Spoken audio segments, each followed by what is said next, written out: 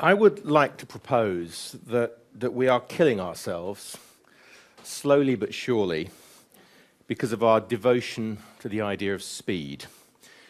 We think we need to get more done. And to achieve this goal, obviously, we believe that we need to move much faster. It's a sort of need it now, 24/7 globalized world where adrenaline-fueled financiers and assorted type A types, helicopter parents and the like, seem to measure everything and everyone with some rather narrow numbers and rather questionable costs.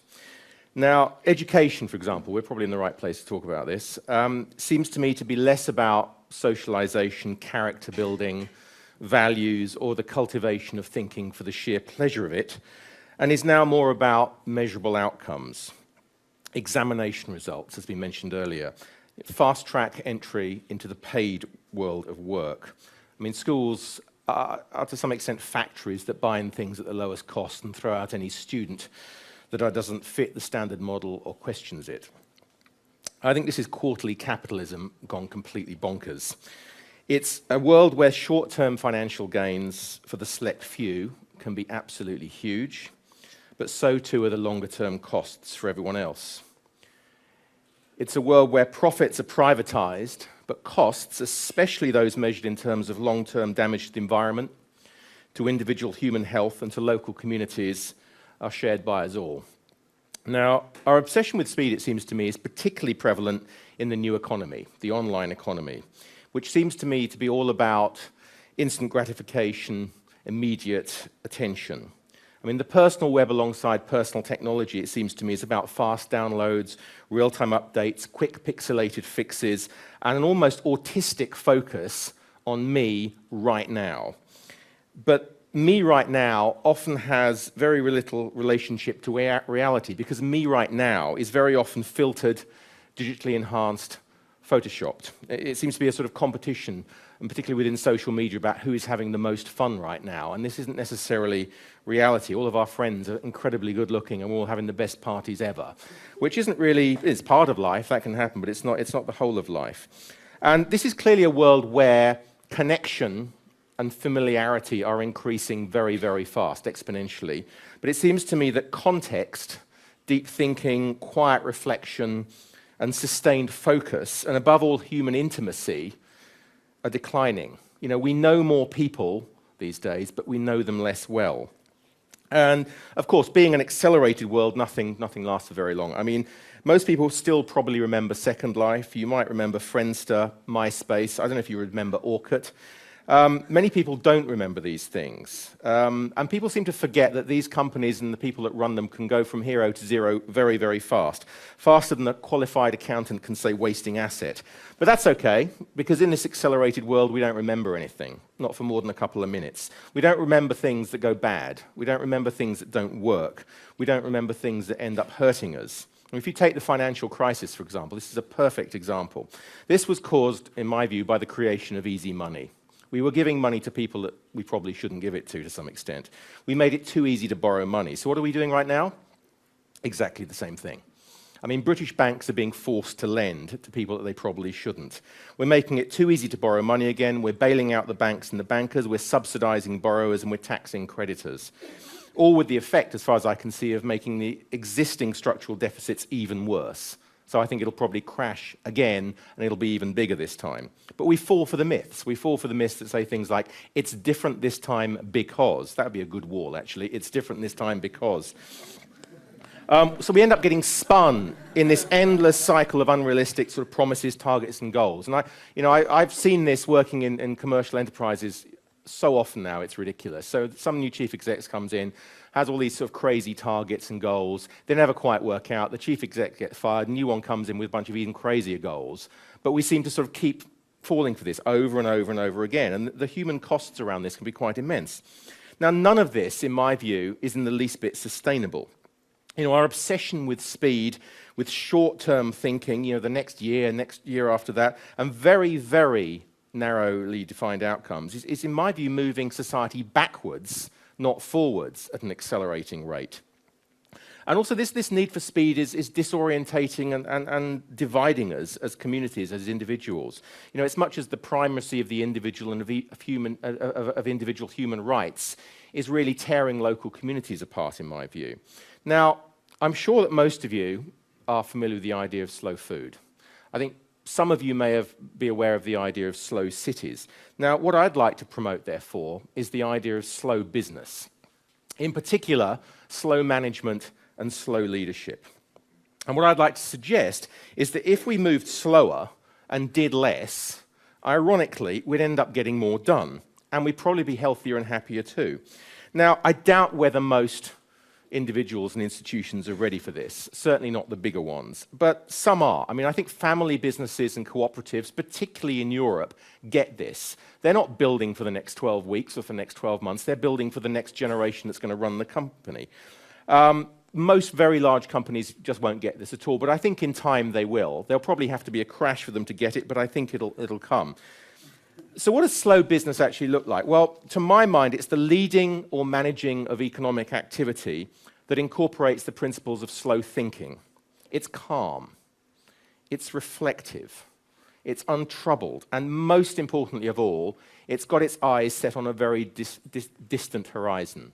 We're not talking about 12 months, 2 years. We're talking about 10 years, 20 years, 50 years. I mean, why not even shoot for 100 years? Fundamentally, it's looking at things from a whole cost point of view. It doesn't necessarily buy the cheapest, especially when the social costs are the highest. It looks at the wider and longer-term impacts of economic activity, and it measures things differently. And interestingly, I think it should focus first and foremost on employees, not customers. If you don't look after your employees, how are they going to treat customers well? How are you going to build loyalty if you show no loyalty whatsoever to your own employees? So, ironically, talking about slow, I haven't got much time, so I'm just going to end talking about my 5 principles of slow business. Now, the first one, which I've already mentioned slightly, is full social and environmental accounting. We've got to end our obsession with the next 12 weeks, with the next 12 months' so-called results. We've got to think more in terms of decades. And we've got to link our plans and our visions of the future more closely with social, human, and environmental consequences and costs. Now, for example, Southern Europe and Spain in particular are seen as being uncompetitive by Northern Europe and the US. Now, if you measure things on a pure GDP basis, sure, I'm sure you can prove that. But if you actually looked at things like social cohesion or resilience, I think you might actually find it's the other way around. The second principle of slow business is a sense of provenance, a sense of place. I think globalization to some extent is unraveling, certainly in its physical sense. I have absolutely no problem with the free movement of capital, of people, ideas, goods around the world, but I do believe that people have a right to know where things are coming from, physically and metaphorically, and then their behavior might actually change, and it might change more towards local options. People might not choose to buy certain things because they've traveled too far in their view, which would be, I suppose, environmental costs. Or they might choose not to deal with a company because they don't like its purpose or its meaning. So I suppose that links into sort of ethical concerns and social costs. And I think provenance, and we could possibly call it industrial provenance, is actually linked very strongly back to food and drink, and particularly wine. I mean, if you buy a bottle of wine, you generally know who's made it, when, where, and how, and you could probably even pop around and have a look and have a chat if you'd like to. And I think we should apply that thought to industrial products and services. It's essentially about caring about and communicating by whom, where, how, and when things are produced. And most of all, I think, from an organizational point of view, it's about knowing who you are, where you've come from, and where you're going. And I think that links into being physically and mentally embedded in a very particular place. The third sort of principle of slow business, in my view, is a sort of sense of fairness. Employees, in my view, don't want very much. They want some money, maybe not as much as people think they want. They want meaning. That's quite important. They want recognition. They want respect. I mean, this is not rocket science, but most organizations don't do that. They think if you pay people, they'll be happy. And Nick may have some information about this, but in my view, that's not enough. But I think people also want fairness. Now, I think if a leader creates value I have no problem with them being extremely well paid. I particularly have no problem with inventors or entrepreneurs, makers if you like, being paid millions, billions if you like, for creating things that are actually useful to society.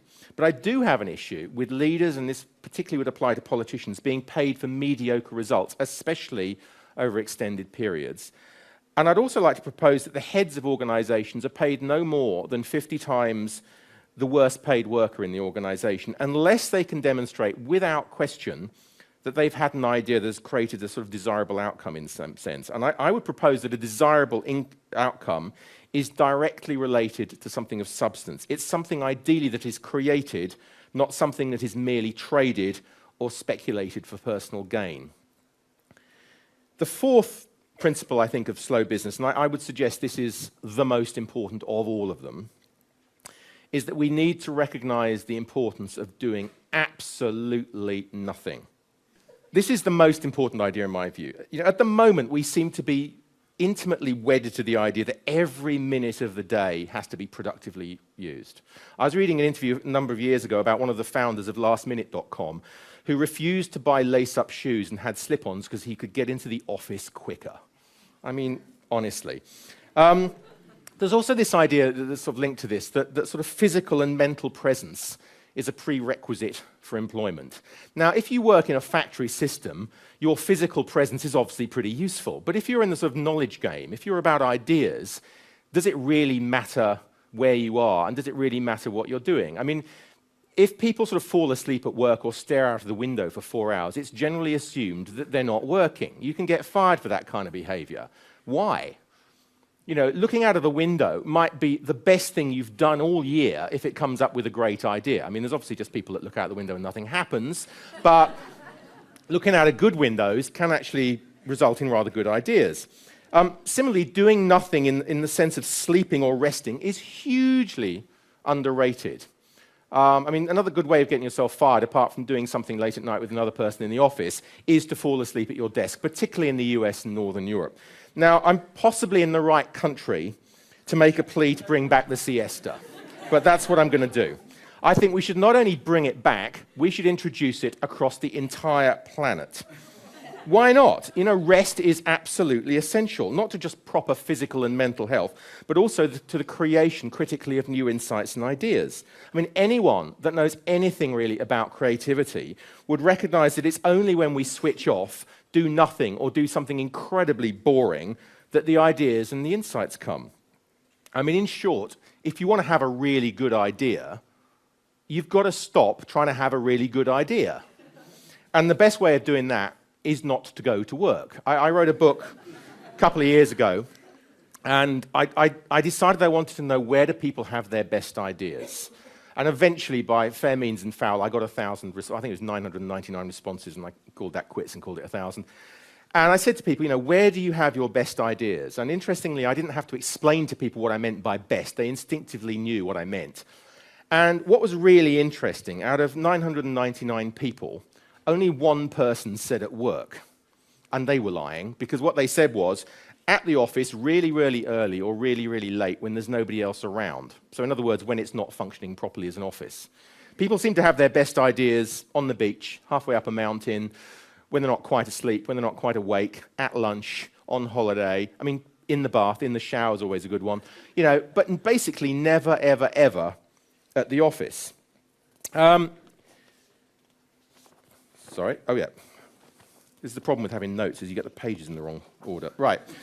So what I'd like to propose is that we not only bring back or introduce the office siesta, but that companies also insist that employees take their full holiday entitlement. In fact, I'd like to propose that you could get fired for not going on holiday. And in a similar vein, I would like to suggest that we ritualize the switching off of work-related devices, particularly mobile devices. Maybe when we get home after a certain hour, maybe at weekends, and I think at once a week we should have some kind of tech no day or no new tech day. Maybe it's a sort of tech-free Fridays, where employees have to actually go with their legs and talk to people or possibly write letters using their hands. I think that could make an enormous difference. Now, the final idea is really radical. eat lunch. This obviously links back to slow food. We need to eat. But nowadays, we seem to have to justify the time spent doing it. Sometimes we sit alone in the office at the computer, putting crumbs into the keyboard while we eat a sandwich.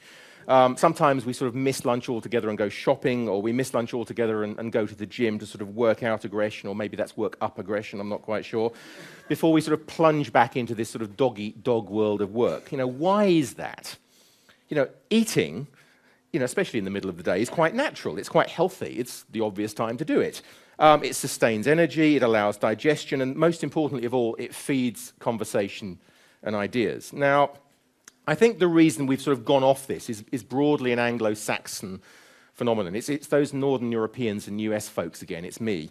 I think in Southern Europe, there is a stronger tradition of, the day starts a bit earlier, eating, resting in the middle of the day, and sort of carrying on a little bit later. And I guess the reason, or the anthropological reason for this, could be to do with climate. It's the heat that dictates, not the digestion necessarily. The problem, though, is that this Anglo-Saxon capitalism that's very, very hungry is becoming dominant in city to city to city across Europe, and desks have to be staffed. There's got to be somebody in the office until Tokyo's gone to bed and New York's woken up. But we need to reclaim lunch. It's where loyalties are built. It's what people did before they had those stupid courses where you have to try and cross a river with oil drums and 6 feet of rope. It's where ideas are exchanged. And we've got to think more about lunch. Employees should value employees as people that need to eat, and employees should value employers as the people for whose sake, among others, they eat. The ritual meal, the nourishing meal, the creative meal, food not as a weakness, perhaps, but as a collaboration tool should actually come back into business. So sleep, eat, and everything will be fine. Now, just to end, and I've literally got a minute left, it's pretty ironic talking about slow business. The only thing for certain is that everything changes, we're told. If you want to hang on, you better speed up, we're told. This is the message of today, and I'm now speaking really, fairly fast. But I'd like to offer an alternative message, that our basic needs never change. The need to be appreciated, the need to belong, the need for closeness and care, and for a little love. This is given only through slowness in human relations. And in order to master the changes that are coming, I think we need to do three things. We need to recover slowness, we need to recover reflection, and we need to recover togetherness. And it's only then that we will find renewal and be able to rebuild the world. Thank you very much.